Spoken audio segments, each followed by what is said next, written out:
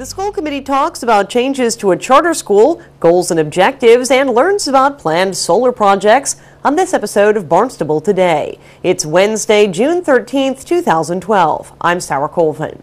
As we told you earlier this week on Barnstable This Morning, the Board of Trustees for the Barnstable Horace Mann Charter School in Marston's Mills voted to end the school's charter this year. The school committee briefly talked about that change at Tuesday night's meeting. Board of Trustees surrender of the charter. It's not really an action item, it's an informational item.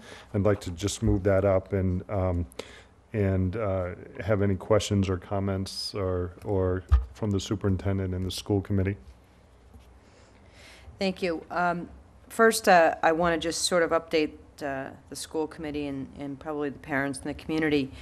As you know, the charter, the Barnstable Horace Mann charter, will return as a school to the district effective July 1st. And I want to thank both Sue Leary, chair of the charter, as well as Alan, who are here tonight as well as the Board of Trustees for giving me the opportunity. We met, I met with Alan last week along with Gareth to talk about the budget and the budget that was developed by the Board of Trustees with the administration and staff there in moving forward, and that's the budget that we will inherit and take forward and move forward in the new school year. I solicit and I gave them a brief overview of a transition plan and a transition committee that I'm seeking input from. We currently have about 23 teachers that have expressed an interest to serve on that transition committee with me, and I gave specific dates during the months of July and August that they would have an opportunity. Some of our goals and action steps for that transition committee include renaming the school, redefining the school, as well as establishing a school council. Currently, the Board of Trustees serves as the school council, so we'll be looking to develop an elected school council, and that will happen in the coming year as well. So the transition, I know is going to be a smooth one. I appreciate the collaboration between the Board of Trustees and administration and myself in moving forward. The school committee has been working on shaping its goals and objectives. Superintendent of Schools, Dr. Merit Jakowski, updated the board with her input on the goals and objectives. Which our core values are embedded in our district.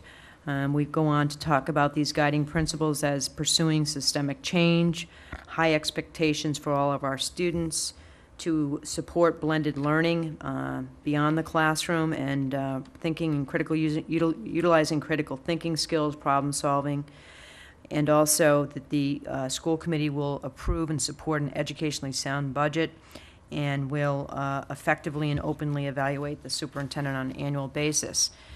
We then took each of the strategic goals that we had discussed previously, and I believe there were 7 of them, and we used a measurement indicator of what that would look like, an action step, a measurement indicator, and then we aligned it to the standard that is part of the overall educator evaluation, the standards around instruction, community involvement, parent involvement, and then the evidence of attainment. So what in that category we will be looking to do is sort of give you an update, a program update of the measurement indicators as part of our action steps. So we tried to align them to the 4 standards as well as the elements, which are the indicators in the new educator evaluation. And we'll be utilizing this document to align our district improvement plan with some of these goals as well. The Cape and Vineyard Electric Cooperative plans to soon begin work on 2 solar panel projects in town, one for Barnstable High School and another for Barnstable West Barnstable. CVEC representatives outlined the plans before the school committee this week. Cape and Vineyard Electric Cooperative, if you're not aware of it, it's a membership cooperative of most of the towns on Cape Cod and Martha's Vineyard. We are currently into our 2nd major phase of solar panel development. The town of Barnstable has been an integral part of the CVIC process right from the beginning.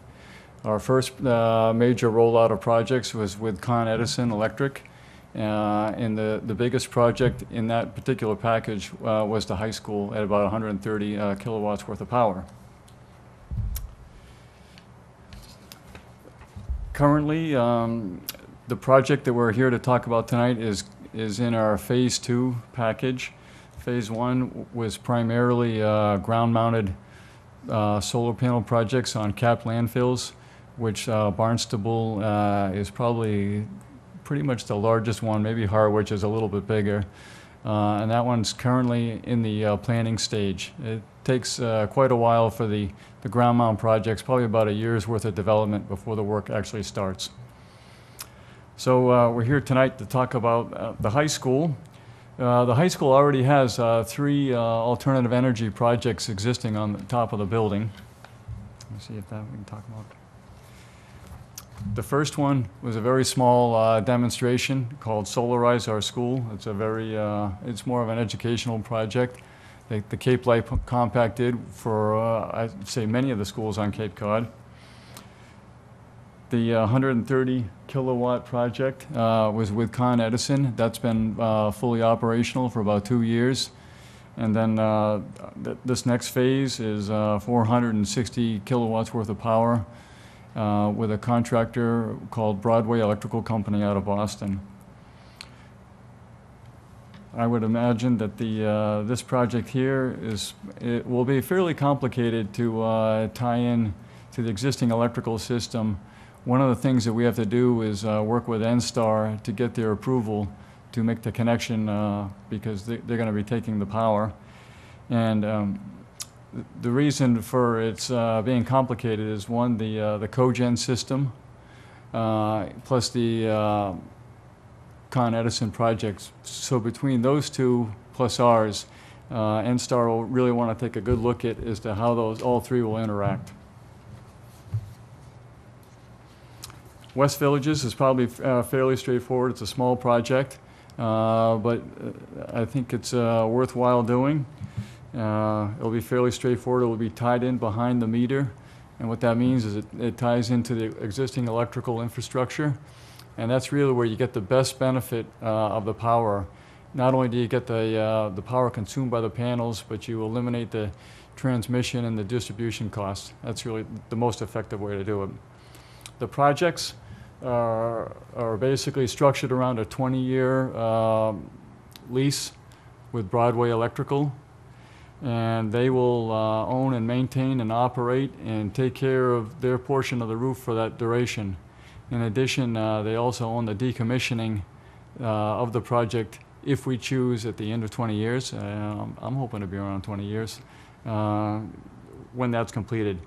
But I would say that long-term solar panel production, right now we anticipate about a 0.5% annual degradation of the panels. So if you think about it, over 20 years, you still have a fairly significant output. And that's actually a manufacturer's warranty claim. I believe it's Endicott College, which was talked about earlier, has, I think, the oldest solar panel project. Construction could begin on some roof installations as early as this fall. With Barnstable Today, I'm Sarah Colvin.